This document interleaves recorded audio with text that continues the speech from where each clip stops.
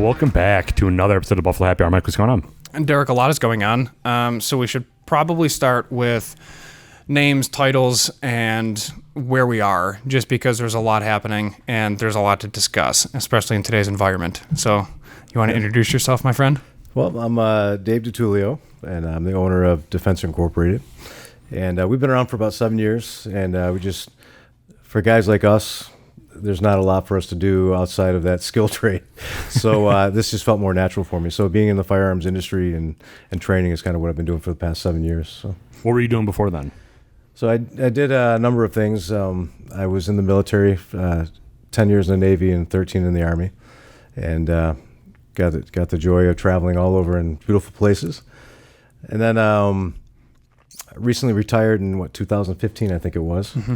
And then in between there, I had time with the Department of Homeland Security. So I did the behavior detection officer job. So, oh, cool. Yeah, that was, it started originally in Israel at the El Al airport. And it worked so well that they, in response to 9/11 and the Boston Marathon bombing, they decided to bring that training, that philosophy here to the U.S. And so I was in one of the first few airports that they started to develop that in there.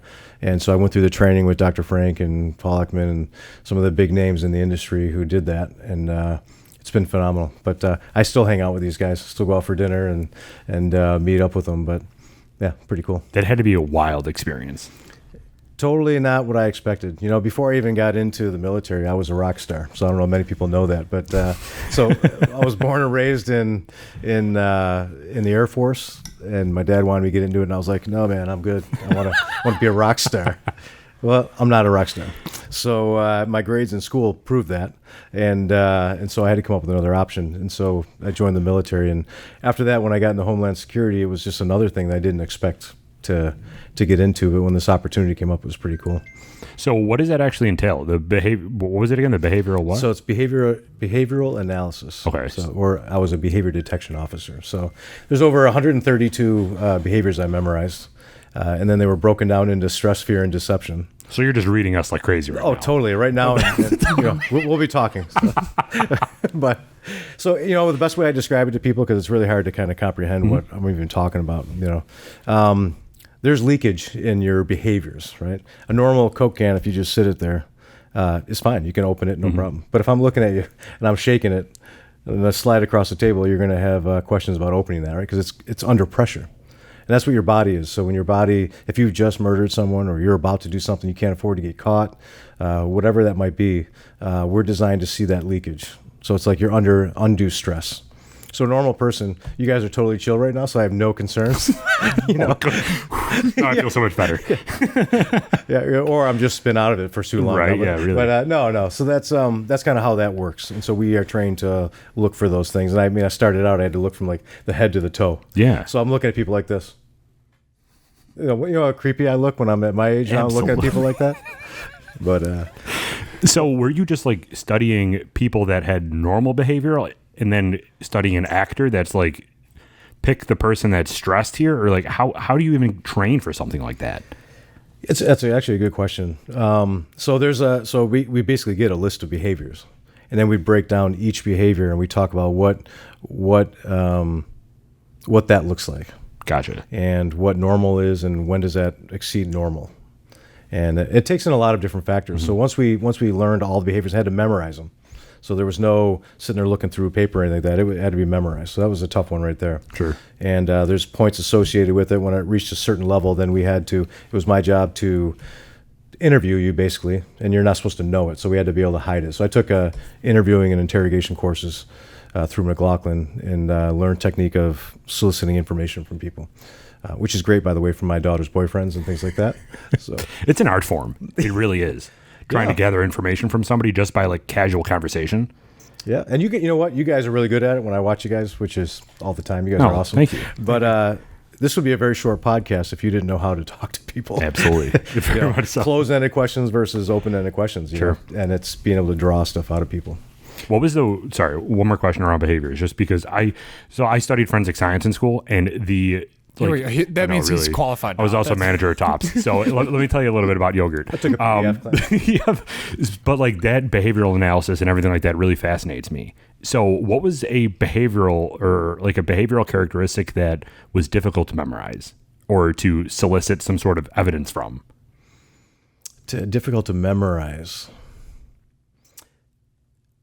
It's really not. I guess that's the weird thing to say. It's because it is literally a list.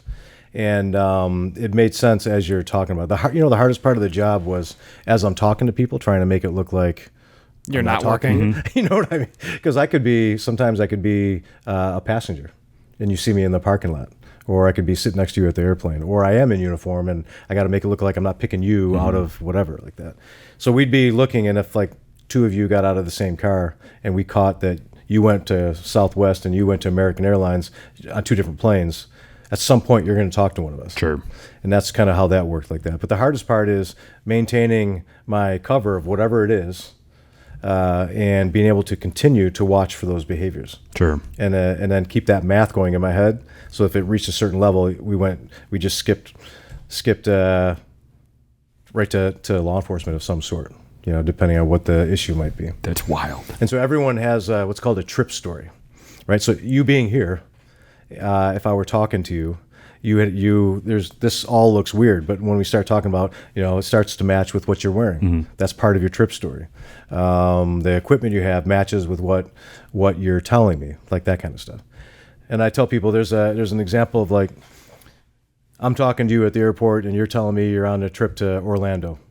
Where are you going? I'm going to go to Disney World. Well, in my mind, I'm looking at you because you're wearing a suit. And you don't have bags with swim clothes in it and stuff like that. There's floor plans in it. There's all kinds of stuff. So I'm like, so now you really got our attention. Mm-hmm. But through our talking, we find out that you're actually on a business trip to Orlando. You're not traveling with family. And you're going there because you're developing some new building or new game or new ride or something for that park. So then all of a sudden it makes sense now. Mm-hmm. So those are the type of things. Maybe he's going for a big proposal. And if he comes back without getting that job, then he could lose his job. Sure. And so there's a lot of stress that's going on in there. So we try to associate, at what level this person's at risk. That's cool. Yeah. It's crazy because you go from that to your other background where it's always looking at hands. Mm-hmm. You look at hands first to see what threat is. Yeah. And then you're going up and down to figure out like, can I take this dude? and then you find out you're like, I don't know if I could take that guy, but I can look at his hands and then I know his body's going to follow his head. Mm-hmm. So what's that transition from that whole dynamic? Because I mean, we haven't even talked about the business yet, but this is just the benefit of a long-winded podcast, because you were balancing identifying behaviors in people that were complete strangers at the airport, the military side of things, which is its own can of worms, but then also your personal life with your wife and kids and paying your mortgage, and then balancing that, and then intermittently buying a new toy and making sure it was okay with the wife. Yeah. How did you balance that for so long? First, I had an amazing wife and daughter who totally understand that Dad does his own thing, right? The hardest part at home, in my home life, is that my eyes are always going. So I've learned that when I'm working with my friends and stuff like that, at work, we call them friends because we've just been together for so long, but when we're working together, even though we were in a role of being civilians or whatever the role was, our job was to watch people. And so I'd be talking to you, but my eyes would be, and so can you imagine your wife when you're looking at, are you looking at me? What did I just say? And I'm like verbatim telling her what I just said. And she's like, he's so mad at me, but I can't help it, and it's probably very similar to your situational awareness, just from the nature of the military and stuff. You can't be comfortable just where you're at. You have to be aware of your surroundings and where your teammates are and whatnot like that. So do you have to build like mental stamina to be able to do that all the time? I'm sure that came from the military too, but it has to be exhausting.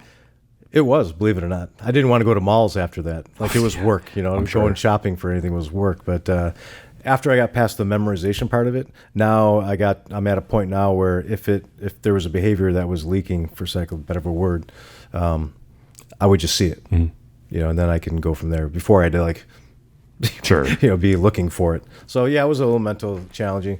I used to have to tell myself, where's Waldo? Because when you're just staring at people all day, you can kind of get lost in it. Mm-hmm. And now you're just kind of people watching as opposed to, looking for specific things. Sure.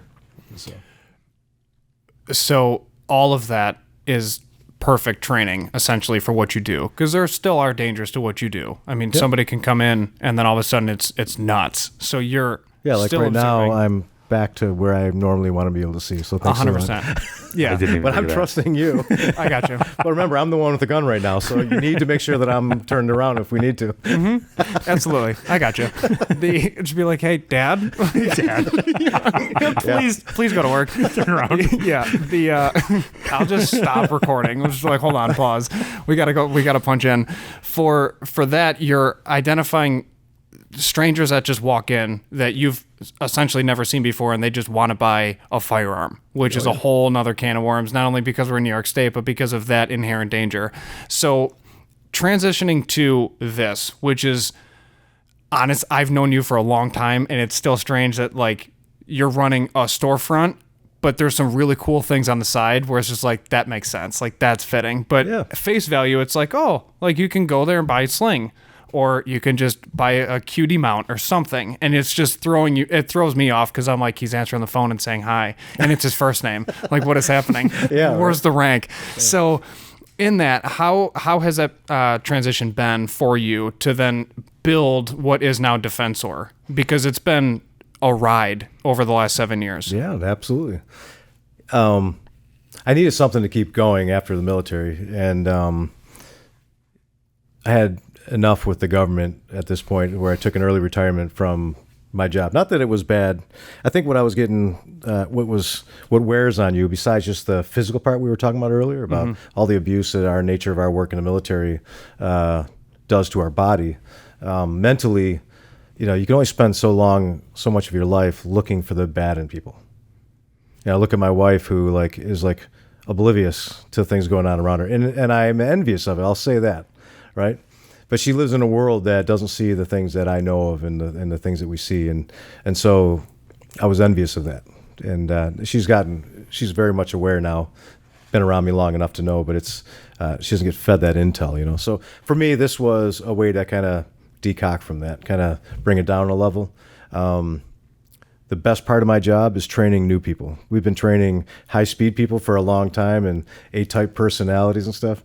Now I get to the pleasure of seeing people from the very start, the first ownership of a firearm, and how nervous they are, and to be able to take them from that stage to where they're comfortable with being able to protect themselves and those around them, and not become a liability.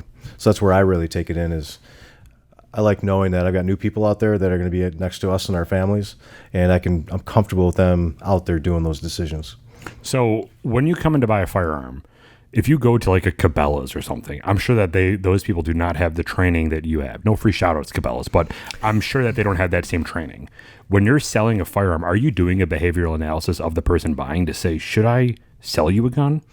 Yeah, we, being an FFL, a federal firearms licensed dealer, we reserve the right to deny the purchase of a firearm. Sure. But fortunately, my partner's a police officer, and with the nature of my work, we're able to pick up on some things and read people pretty good. There's only been a couple that have maybe kind of questioned, but there's security checks that are in process. And just because you take a pistol permit doesn't mean that you're going to get your permit. So if there's other things going on, they do a pretty in-depth background check. But I'm always watching. You can't unlearn that. That's the only thing where most jobs you can walk away from.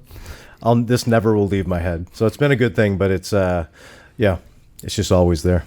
From a rudimentary standpoint, You struggle with that word a lot. Listen, what is the process to get a firearm in New York State? Because there's a lot of people that say that they understand the process or hear that it's strict, and then that's it. Because our audience is growing, which is a whole separate conversation. We'll talk offline. It's just weird. But in New York State, it is difficult to get a firearm. So can you walk through that whole process? Because you do it all the time? Yeah.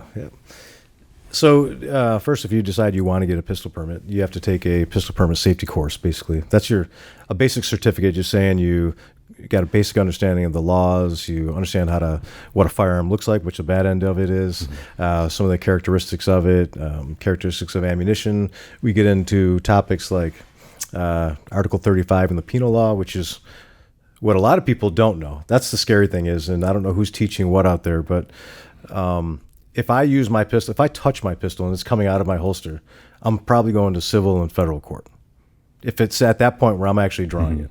So before you draw it, you've got to recognize that law and understand, can I articulate that in a court of why I did that? And so those people think, it's easy. When I if I have to save my life for someone else's life. Well, yeah, basically. But just by the way you articulate it could put you in jail or not. And so getting people the comfortability of understanding those type of things is what we kind of focus on. So once you take that course, then you have to submit your application, which takes 4 references that'll sign that. So you want to make sure you have certain characteristics and character traits from your witnesses to make sure, or your references rather, to make sure that they're able to convey you should have a firearm. And then you have to get your application notarized to prove that it was you. Then you have to get fingerprints that'll be used for your background check. And then you need to get your passport photos and submit all that. So then local law enforcement, typically Erie or Niagara County sheriffs, will conduct the background checks. And Erie County used to be like 18 months to get your permit. And there's some people over at the pistol permit office in Erie County that just did amazing job kind of fixing that. So it was for a little while, 3 to 4 months to get it, which is crazy. Now it's creeping up to like 4 to 5 months to get your pistol permit like that. But that's the start. That's just the initial. There's no requirement to buy a pistol. Like a lot of people, it used to be 6 months and you had to have it. Now they're not pushing you to go buy one until you're ready. Oh, that's interesting. Yeah. The whole background or references topic. There's a lot of different towns that require differences. What's the reason behind that? Like even North Tonawanda, you have to have 4 references in North Tonawanda or something crazy like that? Yeah, so 2 of them have to be from there, and then the other 2 could be anywhere in Erie County and those type of things like that. So just depending on the county. What's the reason behind that? Do you know? I don't know. Yeah. I think it's more just who's doing the background checks, and they don't want to travel all over the place to find it, And if you can, ideally, the best references, if you can find them close to you so that they can just boom, boom, boom, boom, and make it quick for you. The further out they got to go, you might get shuffled around in that pile till they feel like getting, driving out there. But that's a good point. Yeah, so I don't know why. I don't know why there's so many challenges between Niagara County, Chautauqua, Erie County, but national reciprocity is the discussion we should be having as far, not us, but in general in this industry, because your driver's license, you don't need to go through the background check and fingerprints and pictures taken, and you can drive in any state. So your pistol permit, who you had fingerprints, background check, the judge talked to you, they went to all these different people to find out more about you. And once you pass that, you can only go in, about 23 states with New York State. Sure. And then if you add some other ones, you might increase that number. But so you do the pistol permit courses here? Yep. Is this this is Niagara County, right? Or this is Erie County. This is Erie? Yep, Okay. Grand Island's considered Erie County. So if you live in Niagara, you can't come here. But if you're in Erie, you can still. Okay. Yep. Yeah, we do Erie and Niagara County like that. That's cool. And we're going to be offering the Florida state permit and a couple other ones here eventually once we get to that point, because then that'll open up a lot more states that'll recognize what you get. Yeah, same as like PA. If you get your license in PA, you're pretty much covered like the rest of the country. Yeah, I don't know why people worry about Florida so much, because you can literally, once you have your permit, you drive to Pennsylvania at the sheriff's office there and apply for an out-of-state residence card. And within 20 minutes and $20, you've now opened your life up all over the place. Really? Yeah.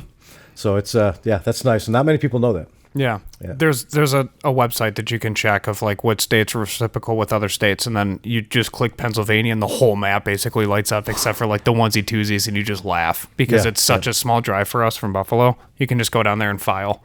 It's no big deal. And then you need like one reference and they'll call them. You're like, you have the number? It's like, yeah, it's my reference. They're like, we know. And then they just call and they're like, hey, how are you? Like, is this person like normal? And it's like, yes. It's like, okay, sweet. And then they're like, here you go.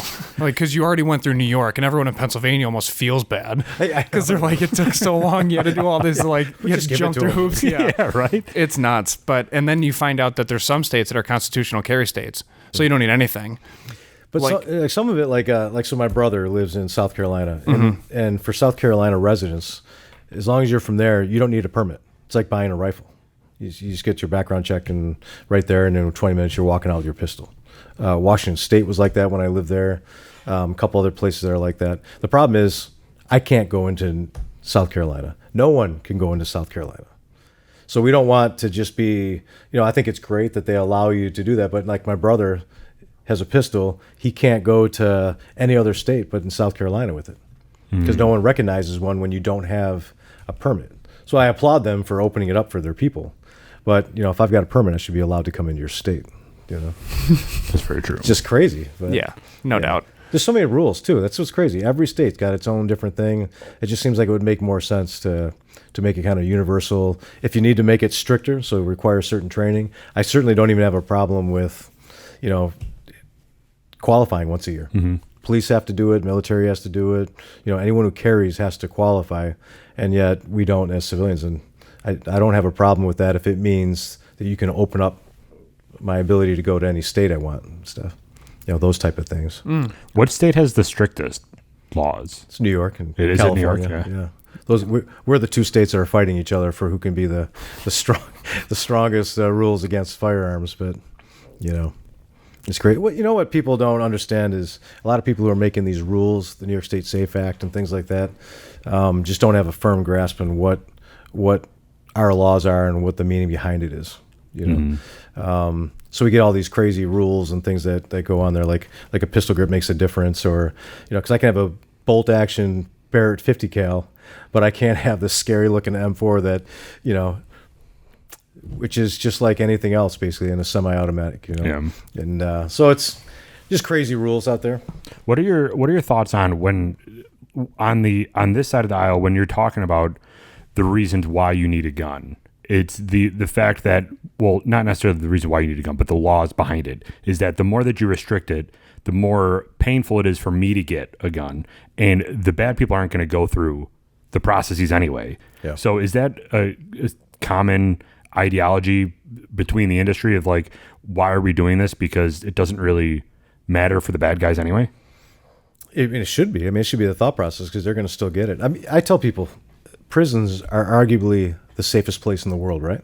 Can't bring any firearms, any weapons of any type into those, and you go through security to do that. And yet they still find a way to kill each other in the safest place. So it just goes to tell you that, I can put this scary gun on the table and tell it to kill everyone in this room. It's not going to do it. And if you take my gun away, if I'm that kind of person that wants to kill people, I'll jump in my car and drive through a crowd of people, which we've seen that multiple times. Sure.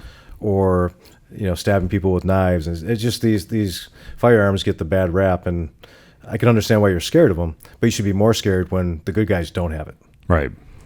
And that's what's scary. It's always a tool, and that's the misconception that needs to be discussed, is that a firearm is just a tool. Like if it's the same age-old argument of, like you mentioned, Vlad the Impaler. Like there was no firearms, there was no gunpowder. China didn't invent it yet, and that's not a joke. Like that's literal fact. Like China didn't make gunpowder yet, and he's sharpening wood and stabbing people and impaling them. And then you have like forks and spoons aren't banned, but hypertension's a huge thing.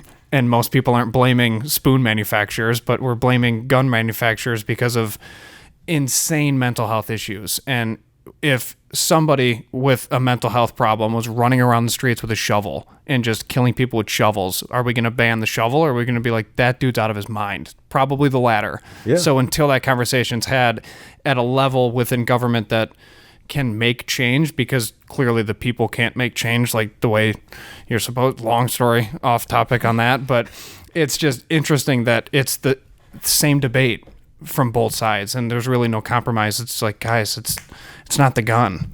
Wait a minute. Are you saying that the pencil didn't make the misspellings? Well, I need some work. I got to go back to school. Right? Exactly. So Exactly. what is the medium then of gun laws? Like in your professional opinion, what do you feel like a good law or background check or like process would be to ensure that we're not overstepping constitutional rights, but we're also verifying insane people aren't owning guns? Is that a That's loaded a fine question? line. Yeah. No, I'm all about people owning firearms and being able to protect yourself at the very basic level. Everyone should have the right to protect themselves. But there is a serious responsibility. I tell people, when I first got my pistol permit back in '93, okay, were you even born yet? I was. Were you born? Okay. We were 1 year old, so We were here. Okay, I'm going to leave now. that was killing it.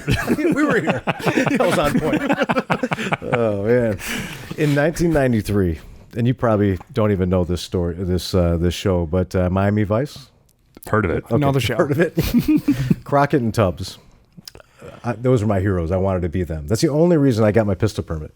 I didn't know anything about pistols at the time. I didn't really know about the laws. Didn't care about the laws. I just wanted to be like all the cool detectives in all the shows that I've seen, and John Wayne and all these guys like that.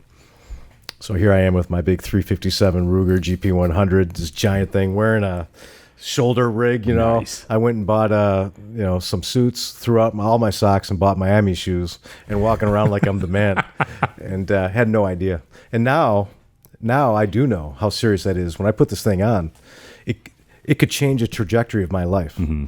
Literally put me in jail for the rest of my life.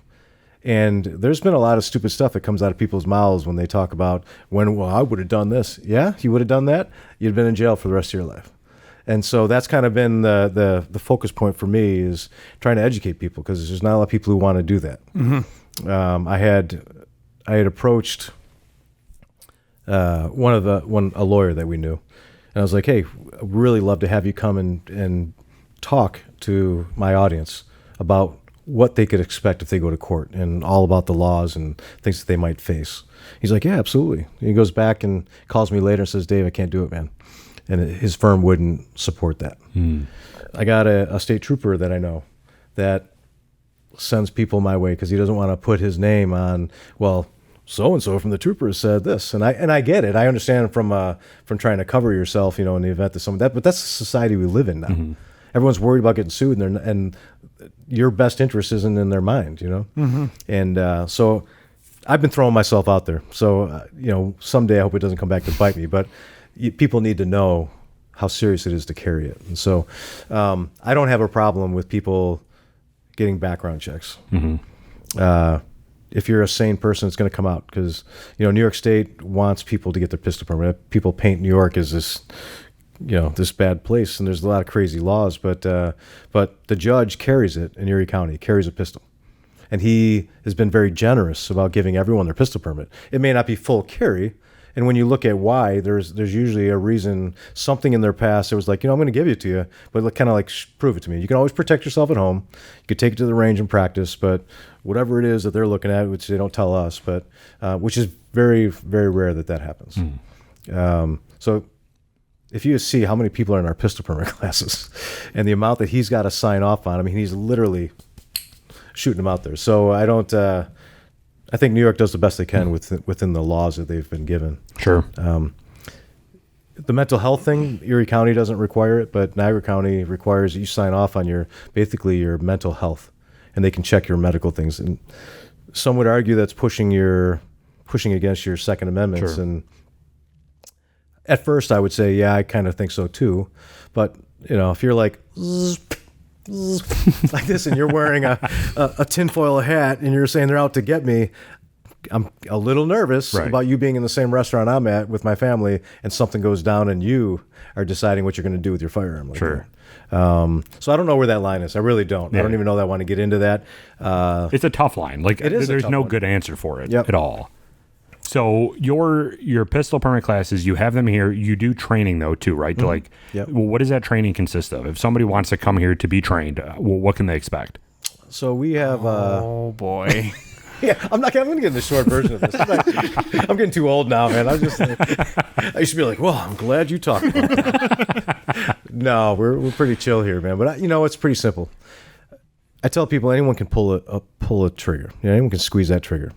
And everyone wants to do that. It's like getting in a race car and you just want to hit the gas pedal and do that. Well, you can do that, but when you come around turn one and you start flying around, or you don't know how to handle this thing. So we start off with dry fire training classes, and we have now integrated a simulator that simulates a live fire range and scenarios, all kinds of things. And so every aspect that we train on, they're able to do that realistically there. And we get into the breakdown of it, how to clean it, how to secure it, how to hold it, and all the basic stuff, sight picture, sight alignment, breathing, trigger squeeze, all that good stuff, right? And then once they're comfortable, and that usually breaks the nervousness down, because they're not hearing the bang, and all they're thinking about is that. I can get them focused on the 20 different steps that I broke it down into, and making it smooth. And I had a guy who was like 65 years old, never been around firearms. And our dry fire training, just 2 times with him, when he went out there, his first shot was bullseye, and I'm like, beginner's luck, man. That was phenomenal. Let's see you do it again.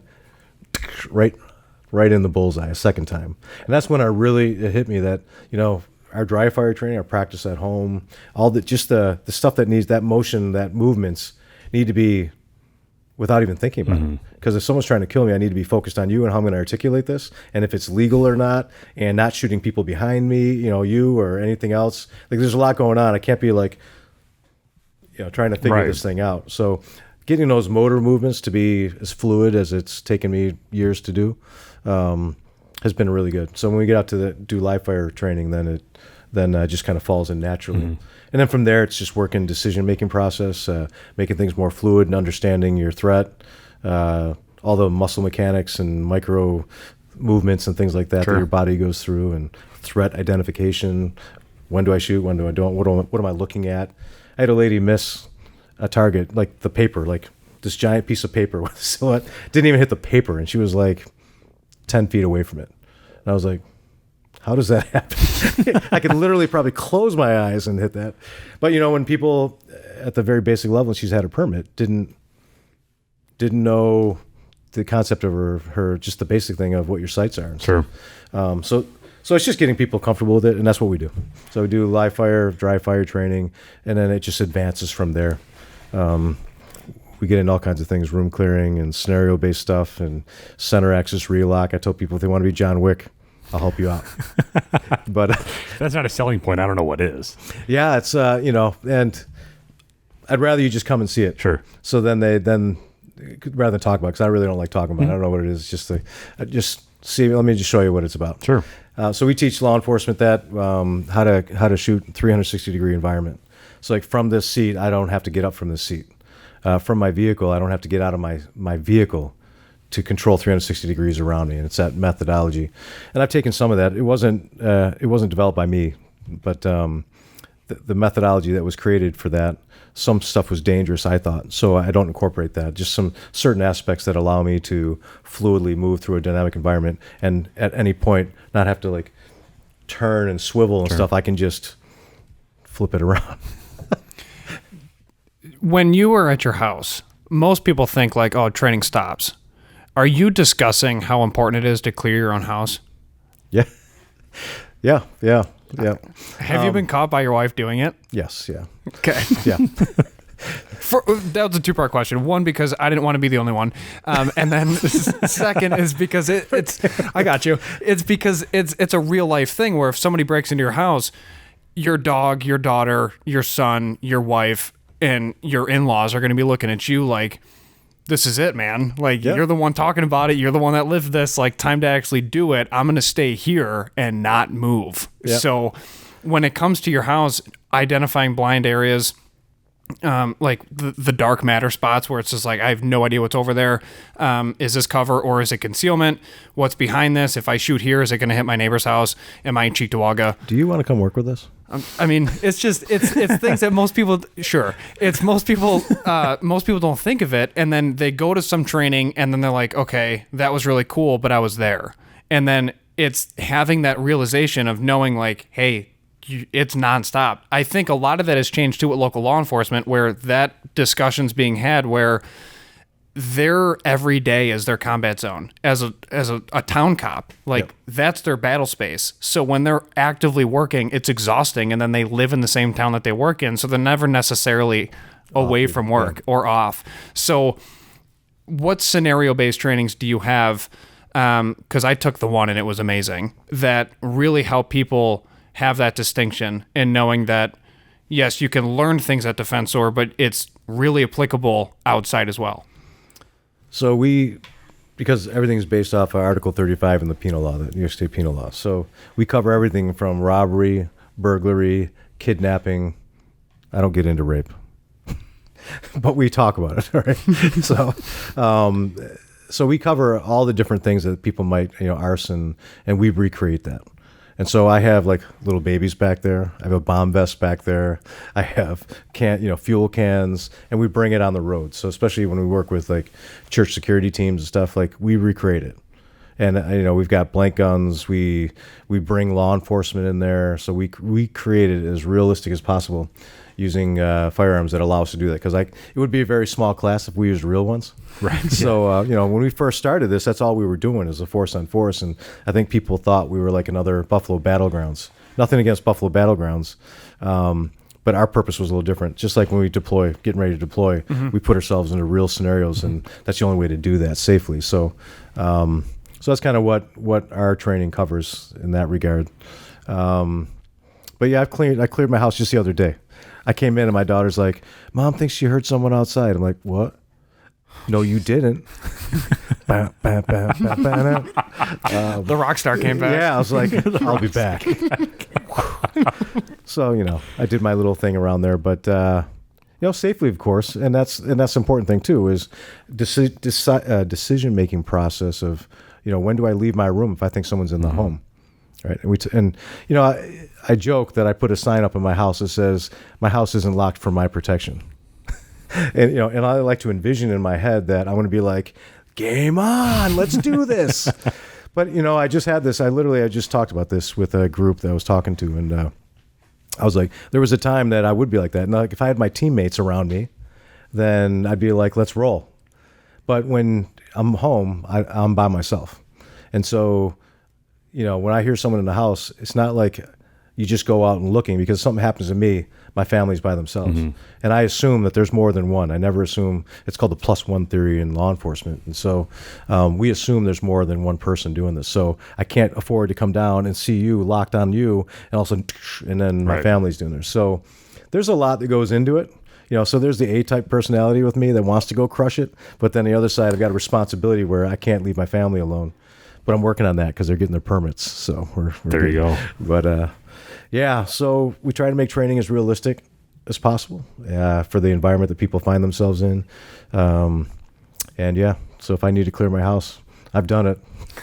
Do you ever use recent events or anything like that to frame training? Like one of the examples that's coming to my mind is the event that I forgot where it happened, but the female law enforcement officer thought that she was pulling out her taser and she pulled out her gun. Yeah. Do you incorporate that at all into training to know where you are type situation, or is it just isn't that crazy though? And I feel bad for her actually.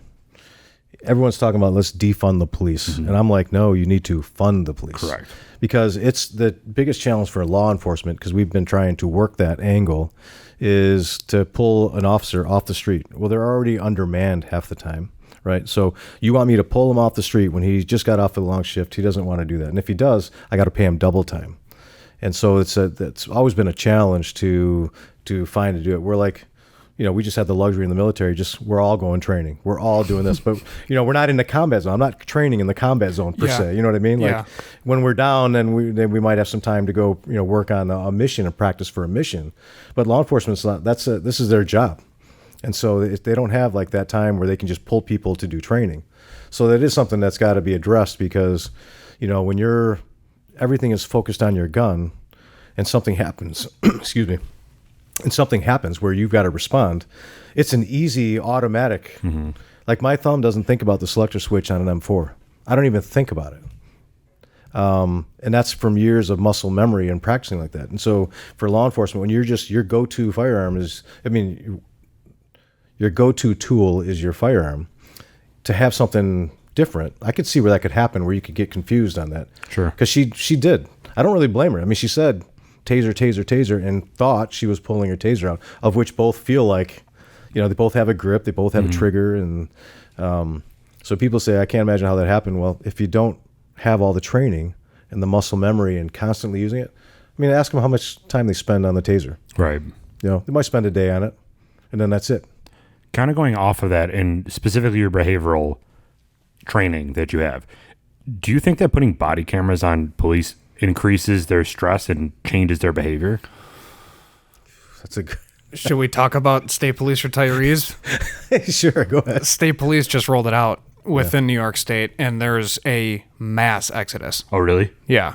A lot of dudes retiring because of body cams. I don't know if that's super well known, but it's known within the community that that's one of the biggest reasons.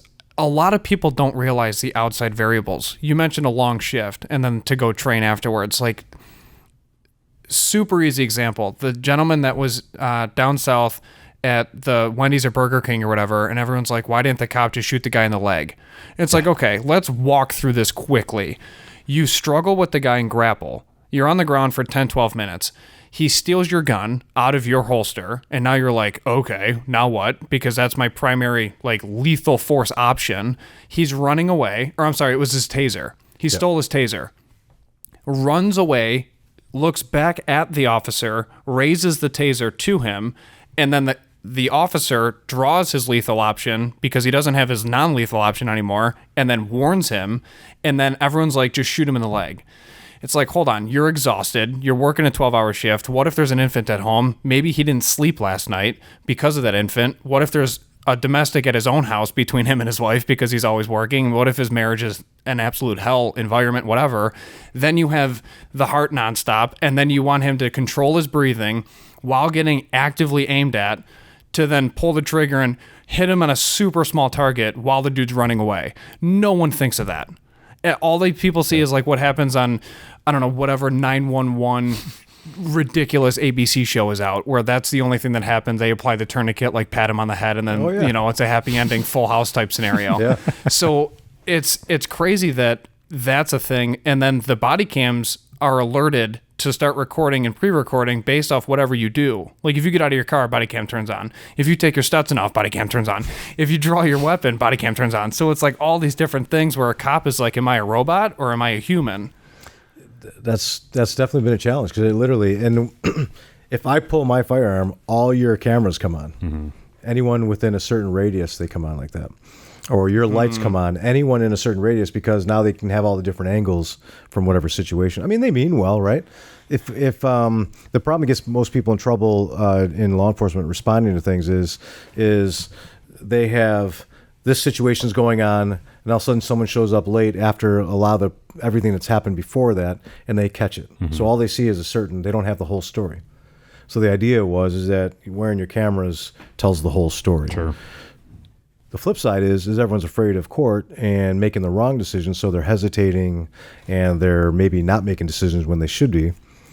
And I don't know. I tell people I can't tell you guys how to do your podcast, your job, because that's not my expertise. Mm-hmm. And I wouldn't expect you to tell me how to do my behavioral analysis job, right? Because it's not your expertise. So for law enforcement, that's such a tough job. Military is such a tough job. You're making life and death decisions. I mean, overseas, I had to make a decision of whether I was going to shoot a kid who I thought was going to blow up our small 3-truck convoy that was moving through an area because of what he had in his hands and how he was acting and looking at like that. Like, people don't understand those type of decisions you're making, especially when you have families at home and that. So no one wants to go and just pull the trigger. I think everyone thinks that, military just loves slaying. But that's not the case. Yeah. And it's not. I have to live with those decisions I made, and they're very vivid pictures in my head, smells and stuff, And for law enforcement, they're on American soil. And so that changes a lot of dynamic too. Mm-hmm. So it's a lot of stress, and you add this onto it. And why the mass exodus, besides that, I think, is just we've demified the law enforcement. These cops are questioning their interest in it because no one likes them. Mm-hmm. I think it's getting better now. It is, yeah. But for a while there, I was like, I don't know why anyone would want to be one. Mm-hmm. Because no one has got their back. I think it's crazy. We talked about that the other day because, like we were talking, we both went to school for law enforcement, and we sat down the other day and we're like, can you imagine if we did this right now? Like, I don't know if I would. Like, it's a very stressful time right now to be a police officer. And I mean, I'm kind of enjoying my life behind a desk because I'm not getting shot at or getting yelled at. But people just don't understand that whole stressful part of the job and think that, like you said, it's just them wanting to go out and kill somebody. You don't understand what actually. I don't understand what goes into killing somebody. Like, people aren't going out there doing it. No. And I mean, I guess there could be. I couldn't speak on all that, mm-hmm. but I don't think in a lot of these cases that someone got up and said, today I'm going to kill someone. Right. Whatever color, whatever race, whatever gender, whatever. But, that I've heard that number from this administration talking about why don't police shoot arms and things like that. And it's pretty simple. That's because we know what we're talking about, right? Open fire this pistol wants to go the length of a football field. Wants to travel. I'm responsible for every round that goes out. Mm-hmm. and it's going to travel. It's going to stop somewhere. Could be in your kid, could be in someone's wife, husband, whatever. I'm trying to stop a dude from trying to kill me or someone else. And so the biggest target to do that is center mass in the chest. Arms move, heads move, everything is moving, but that chest, unless you're walking like this, that chest is there. Yeah. And you know what? I didn't ask for you to do what you're doing, but you are, and now I'm going to stop you. And I'd rather fire 1, 2 shots than 5, 6 because I'm missing arms and hands, and that's because people who say that have never been in that situation. Yeah. They've never seen someone trying to kill them. But they watch Shooter and they see Mark Wahlberg snipe some dude's hand off from a mile away. That's for real. Yeah, that's absolutely real. So we were talking about people that don't want to just go out and kill people, which is a majority of, it's safe to say a majority of everybody doesn't want to go out and kill people. But we have to talk about the most recent one that happened a week and a half ago at this point, the Jefferson shooting, and the one that just happened before we recorded. So you have people that are bad people and they just want to go and kill everybody. It's still don't have any idea why they do it. They're just insane. But if you're a person in that situation, if you're in that TOPS or if you're in the elementary school, what do you do in that situation? You don't even have time. Yeah, right? You know what? My job is to find you before you do the big things, right? When I was doing that behavioral stuff. Mm-hmm. And so situational awareness and taking courses on that type of thing to increase your visibility on what's going on around you. I don't want to lose sight of the topic, so keep me on track if I get off. But, I told for a while at Walden Galleria Mall, there was a time when you'd come out to your car with your keys and someone was already underneath there. They'd slice your Achilles tendon, you drop, can't walk, take your car keys and go. And they were doing that right here at the Galleria Mall. Okay. How do you stop that? You know how you stop it? You get off your phone, and from 20 feet away, you just glance underneath your car. It'll never happen to you. Mm-hmm. And I tell my daughter, park underneath, when you're in a parking lot, park underneath the light. It's 9:00 in the morning, Dad. Yeah. Mike, what's up, man? I haven't seen you in a long time. Let's go shopping. You know what? Are you hungry? Let's grab a bite to eat. That movie's coming out. Shooter. Let's go watch it. And then next thing you know, it's dark. And now I can't see my car, and there's a creeper van next to it and whatever. Right. So thinking ahead, just little things you can prevent yourself from being a victim, making yourself a harder target, and making better decisions. If you can see under your car from a distance and it's safe, I don't get into my car or my truck until I see through the back seat before I step into the front seat. So it's like little things like that. Is it paranoid? Maybe. But I don't go through a checklist anymore. I just do it. I don't even think about it. Sure. And so a lot of it, we're so distracted by these things because I live on this thing myself. I can't, I'm my own worst enemy, but I have to tell myself to focus on what's going on around you. So there's a thought process. Lieutenant Colonel John Boyd was an Air Force fighter pilot, and he came up with this thing called the OODA loop, right? And this OODA loop was designed for pilots and special operations and SWAT teams and all these things like that. And people are like, Dave, why do I need this training? Center access relock, OODA loop. I mean, I'm not a SWAT guy. I'm like, yeah, but you're working in a SWAT environment, a special operations environment, dynamic, things are changing. You don't know where the threat's coming from. You don't know how many people there are. So you need to be able to think through that process. And so without getting into that whole thing, these tools can help you without even having a firearm, teach you how to maneuver and to make decisions in those times. Mandalay Bay, do you remember that in Las Vegas?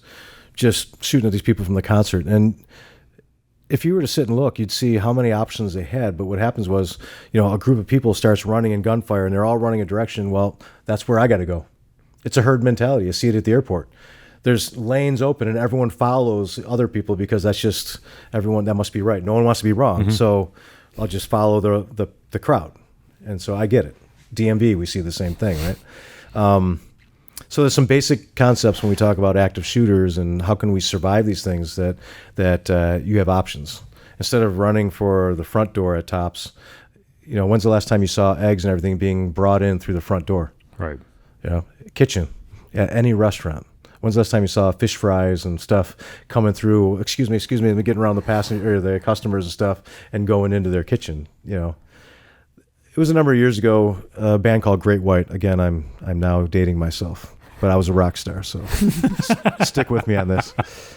They're no longer like major players in the industry, but they still do their thing like KISS, pyrotechnics and stuff. And they were at a Rhode Island nightclub. And at this Rhode Island nightclub, you can Google it now. There was over 300 people in there. So for that nightclub, it was a lot of people.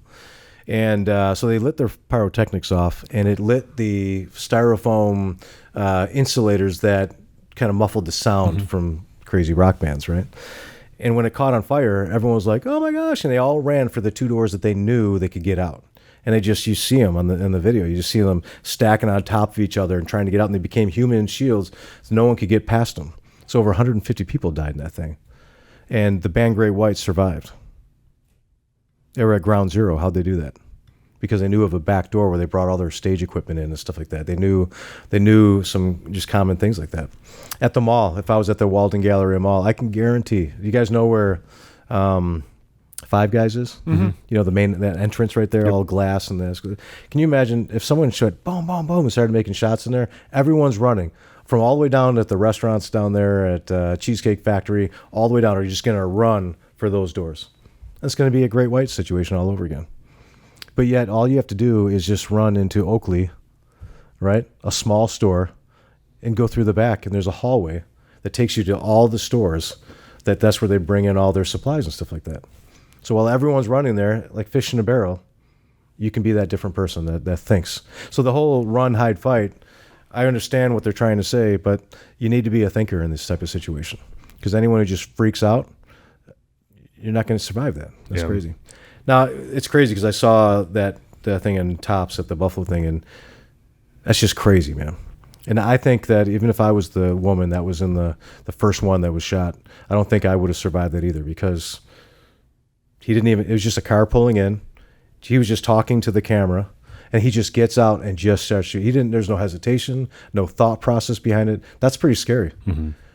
Now, if I was there and I heard those shots from inside, now you can start looking at, cover versus concealment, not staying out in the open, using your thought process to figure out where things are coming from and what kind of threat you're dealing with, and where are other people, what can I do with them, and all kinds of things that you can start to work your way through it. And to improve your chances of survival. I'm not going to take anything away from anyone that was in there because I wasn't there at that time. Right. But, what a challenge, man. It's crazy.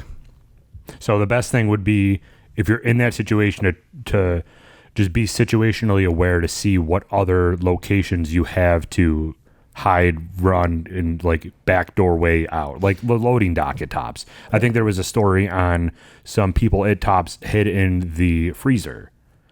And they didn't just rush the door. Didn't the Columbine shooting happen because there's a lot of people that ran out the front and they just stood outside with guns? Or there was a shooting like that happened where they just stood outside the front door and everyone came running out and they just lit them up. Well, that was the one where they hit the alarm and they knew everyone would be going out to the buses and everything that was out there. It was all during that time. So just getting people out of the school, which created this pile. Vacuum. Basically a target of opportunity. So it was pretty well thought out when they did that. You know? It's being more situationally aware, being aware of your entry and exit points. Like, I could joke about it, but I'm really not. Can't stand having my back to the door that I've got right here. I have no idea what it's doing to me right now. But I did lock the door. I did lock the door. But we'll be talking after. You have no idea how many years this is putting on me. I'm literally right here. I'm right here. It goes against everything I talk about. Everything. And he just did it to me. He's bad. He did it on purpose because he doesn't like his back to the door. He's like, I'll be the guy here. I'll watch. There's only so many ways you can, so many people you can fit in a corner, right? Right. Like Yeah, so really. I get it, And if I could trust anyone, I could trust him. So trust him. But Appreciate it. But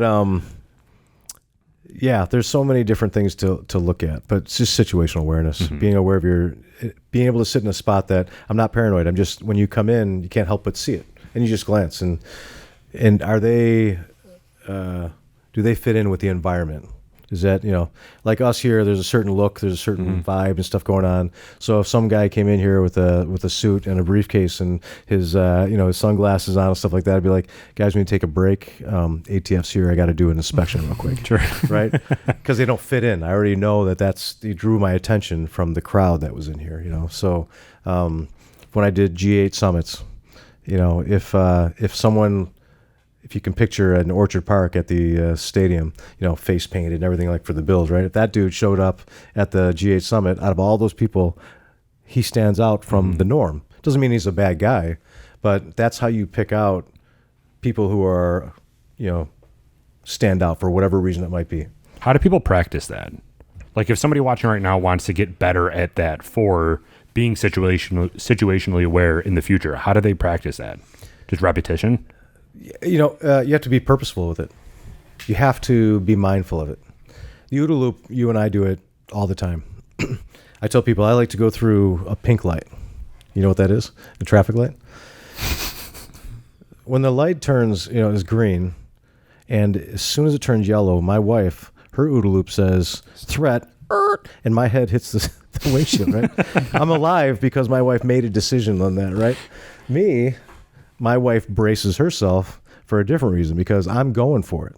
That thing could be yellow for 10 seconds. And I'm like, I got this. And so I am going for it. And I do not condone this at home for anyone who does this and drives like that. And so the important thing is once you make a decision is you act on it. Okay. So if I were to drive through that intersection, I saw a car coming, I froze, I'm going to get hit. Mm-hmm. And so they say the worst decision to make is no decision at all. So once you commit in a dynamic environment, which is impossible to know all the possible outcomes, how many threats are out there, all those things that come into it, you can't. You just got to work through it and use your observation skills, not just your eyes, because everyone wants to see it. Hear gunshots. So what am I going to do? I'm going to stick my head out the door. Well, that's not smart, right? Like that. So you've got your hearing, you've got your touch, your sense of touch, your feeling and smell, and all that good stuff like that you can use to decide is something a threat, no threat, or possible threat. And based on that, from my observation, it's not smart to go down there. We're going to go this way. So when I open that door, we're going to go out in that hallway, and we're going to make a right and a hard left, and we're moving. And then you get out in the hall, and you see a shooter, and the shooter sees you, and he starts to turn. It's Italian to me, sorry. He starts to turn, and now he's coming to you. If you just stay there, you're going to get shot. Right. But if you move, it's like squirrel, because then he's going to go back to the herd mentality, looking at all the people screaming and running and making noise and drawing attention to themselves when you don't employ all these little things that we talked about. Now, would it be best practice in that situation? Well, not in that situation, obviously, but to arm yourself. Is it always the answer to try to get a pistol and arm yourself? Or are there situations where if you have I don't want to, like you were talking about, like you don't commit. Like if you don't commit, if you stay still, it's not good. Are there people like that shouldn't own a gun because they wouldn't know what to do in that situation? Or would you train them to be able to do that? I would train them, though. Okay. So there's a lot of people who can go and throw lead down range, we call it. You go to the range to shoot paper. Mm-hmm. No decision-making process, no working through, not specifically training for certain things. It's changed a little bit because ammunition's got so expensive. So people are focused on, today I'm going to work on this and that. So that's an encouragement. But they need to be trained and to go through those type of scenarios and figure it out, because we do in the military. There's a reason why we spend 3 months training in every possible scenario we could possibly come up with, just so when we get there, it's not like, I never thought about that, and not know what I'm going to do in that. So they try to simulate that as best as possible. So, yeah, that's, do I think everyone should be armed? Yes. But it's not what you think, mm-hmm. right? I tell people, well, do you think everyone should wear a seatbelt? Yes, I think everyone should wear a seatbelt, because you never know when the accident's going to happen. You never know when someone's going to hit you or whatever. I like to think I'm pretty good at stuff, but I could miss things. This pistol, well, at first I thought I was Miami Vice, Crockett, and Tubbs, and I was wearing it for a certain reason. Now I realize it comes with a certain amount of risk, a certain heavy responsibility, and I know the effects of what this thing can do. And it's important to train that. My daughter, at a very young age, was very familiar with my firearms, how to handle it safely in case not for me, because I put my stuff away and do things the way I'm supposed to with it. But if she goes to someone else's house, she's not like, what's this? Right. And at my training pistols, I get people who've been carrying for years. They go, wow, these are cool. I'm like, why would you ever look down the barrel of a gun? So I believe education is important, and I don't think we should hide it from our kids. And I think that being armed gives you options, just like your seatbelt. Only in the event of an emergency, this is a distance weapon, so I don't have to get up close to you. I'm trained, and you've been trained to if we need to get in close with the enemy, we have options and know our capabilities of it. But I don't want to have to touch you and handle you and stuff like that. Sure. I want to control you from across the room. Know that if you didn't do what I told you, I'm going to stop you from doing what you're going to do. And I don't need to be close to you like that. I can protect my family, keep them away, and reach out, or I can see someone who's being attacked, and I can stop them from a distance. whether people want to believe it or not, wherever I'm at in the public, they don't know it, but they're safer because I'm there. They're safer because people like you who take the time to get educated and have certain skill sets and understanding stuff are out there being vigilant and paying attention and have an idea what to do. Mm-hmm. It's interesting, too, because you were one of the first people that taught me using a firearm as a shield opposed to actually like using it defensively instead of offensively is, I guess, the best way to put that, because an active shooter situation is a little different depending on the circumstance. But if something as horrific as that were to occur, it's not how many people did the shooter kill, it's how many were saved. And potentially, if somebody is armed, it's not that the person that was armed kills the shooter, it's that the person that was armed used their firearm to then get more people behind them and use it as a shield to get them to a second exit because they're looking at other avenues of escape, really. Yeah. And once that was discussed and taught and really hammered home, it was like, wow, like I'm not afraid to constantly think about, okay, if I'm using a semi-automatic firearm, whatever type of firearm it is, it's one lawyer leaving the barrel every time, opposed to birdshot where it's 60 at a time, because you don't know if you're getting your neighbor's fridge as well as your picture window and your wife's car, as well as whoever is in your house. But now you're looking at it from a standpoint of, I just saved 30 people plus myself. We use this other exit, and then law enforcement, which is generally in the city of Buffalo like a 2-minute response time, which isn't bad, but it's reactive. It's not proactive. You just potentially saved so many more people just because you had the ability to distance yourself from the threat. It's just a struggle because there's also that I'm going to go crush it because you're like, Well, you can though. So I tell people that, I don't have to be in fear for my life. I could be in fear for your life, that you're going to be killed if I don't interact with that. Mm-hmm. So on camera, yes, Mr. Prosecutor, that's looking at me and questioning me, I was going for the shooter. I was putting myself in a position where I know the backdrop and I'm responsible for that round.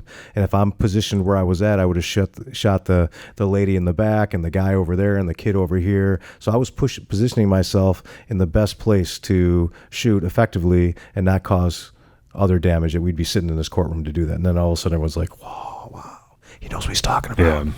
Yeah. So we talk about that though, because, you got cameras everywhere. Mm-hmm. And that all comes into articulation. Were you afraid for your life? Well, then you should be getting off the train tracks. You should be communicating. They should see your mouth moving on there. Your body movements are going to come into effect there when you're talking about, you said you were afraid for your life, but yet you were moving in there like that. That's a little hard to do that. And so it is a challenge for us in our environment in the military and stuff. That's what we do. Run to gunfire. We go for the gunfire. You know what I mean? And that's not a threat to us yet. You know what I mean? Or we're starting it. You know what I mean? So, but I think but we had to be very aware of our surroundings and accountable for the people around us that we cared about. And so it's just more people that I care about in the public now. I'm not in a combat zone. I'm here in the United States. So now my teammates are the public, and I'm trying to protect them and working within that environment like that, not cause more problems. Sure. So if anybody listening wants to be a part of your training sessions or bring you in for an active shooter discussion with their team at work or something like that, is that something that you offer where you can go to businesses and be like, let me teach you on exit routes and being able to be more situational aware in your store, let's say, or anything like that? Is that something you offer? Yes, absolutely. It's a short answer. Yeah, I was just literally on the phone talking to a company that was like, "Hey, can we do something about this?" Sure. So yeah, we bring the show on the road, basically, for lack of a better word. We can be very mobile and train anywhere in the country, as far as for that kind of stuff, to give people the tools they want. So it's unfortunate that my phone has been ringing off the hook because of these situations. Mm-hmm. That's crazy to me, when all you had to do was just think that it's a possibility, so now you can be proactive about your safety and the safety of others. Why does it take... I had a company that called me, and I won't use their name on this, but sure. They called me and they said, Dave, I saw you at a convention talking about active shooter stuff, and for years we've been talking about it. Well, just yesterday we had one of our managers was shot and killed by an employee they fired the day before. And I'm just like... if you just talked to me 2 years ago, we might not be having this conversation right now. And that's how, it's hard for Americans in this country to really even understand what a threat is until it hits Buffalo, New York. And it's crazy. For me, it's never out of the realm of a possibility. And in my job with Homeland Security, we get privy to a lot of that information too. That just, it can be anyone. It could be the guy from Pendleton, New York, that takes out everyone at the Federal Mirror Building in Oklahoma. Right. He was an honorably discharged military member and a white guy. Right? Like, how could that be? Yeah. The guy at Tops was a white guy. Right. Like, it doesn't have to be a certain race, a certain gender, a certain nationality, a certain religious belief. We got crazy people all over the world. So you got to be aware and look for those signs. And those signs are what we talk about when we go to these companies and stuff. Is, these are things that you can look for, because I'd rather be preventative than reactive any day. We have a saying, we'd rather you be mad at us on the way in than the way out. That's a very good question, or a good statement for sure. Because if I'm front loading all this information for you, then I'm sorry. Like I tried, and it's I guess scary, but have you seen, honest question, which I'm sure drove you through the roof if you did see it, the amount of people saying, I can't believe that I have to start looking for exits in the U.S. And I'm like, what were you doing before? And it was so weird for me to see that. I was like, hold on, like what did you do? You just walked in and then you're just like, oh, I'll just buy my granola and go home. I'm like, I'm so confused of just like, what do you mean? Yeah. Like, how do you know where you are? Like, they don't. That's the crazy thing. But I love that world, but it doesn't exist. Do you know what I mean? I love that world. Yeah. It doesn't exist here on this earth. No. It's never going to be like that. And it never did exist either. No. Like, it's not just a recent thing. I mean, recently, Calm down, been getting... It's going to be okay. It doesn't exist. And it never will. Slide over a little bit. It never will. But, like, this stuff has always happened. It's just now it's more televised and it's more socialized. That now the bad thing about all this happening, obviously, is that we're seeing it a lot more. But the good thing is that we have people like you that are now being hired to train other people, so it doesn't happen. Or the impact of it isn't as large. Yeah. Social media is what I love it, but I hate it, because now I have instant access to what happened in Texas that I just heard about right now. Right, like that. And because it's because someone is out there videotaping it and it's on social media. Now other people in say Texas, for example, say, wow, man, I could be famous like that. And then the problem is that the news isn't what it used to be, where it was just facts and then you decide what angle you want to spin it on. And now it's like shock media sells. So now there must be a reason why well, in this case, there actually was a reason, and it was racially motivated. And that just drives me nuts, because we've, one step forward, 500 back because of some guy who did something like this. Yeah. But it's portrayed as though it's like all our problem. Like I can't stand black people. Are you crazy? I'd give my life for, I can name a ton of them that I would, like that. I don't even see color. Military and I've been raised in a school I was probably the rare one over. Like it just doesn't even seem like, it doesn't compute, but it's made to, it's being spun to be like, it's like we're all on the same page with this. Like we can't stand whatever it is, whatever topic they're trying to spin. So I blame social media. I blame the news for shock news, because that's what sells. And that's what we watch. Because as soon as we hear it, it's like watching a train wreck, right? We become part of the problem, and we're talking about it. You know what I mean? Exactly. But yet I find myself, wow, what happened? And, it's, I don't know. It's crazy. So where are we? Where can people find you, and how can they get in touch with you if they wanted to bring you in? So I'm at an unknown road on Grand Island. That's what I'm talking about. Even people on Grand Island don't know this road. So it's been like a horrible decision-making process. But I love the guy who's building this and saw something in us and helped us out with this place, and is phenomenal. But it's hard to find. Yeah. So my business is by this word of mouth and stuff. And we've got some amazing customers. But we're on Grand Island, right next to the KOA, just on a back road that no one knows about in Lang Boulevard. Defensor Inc. You can find us on all platforms, social media, and if you look, you'll find us, and we'll go from there. But yeah.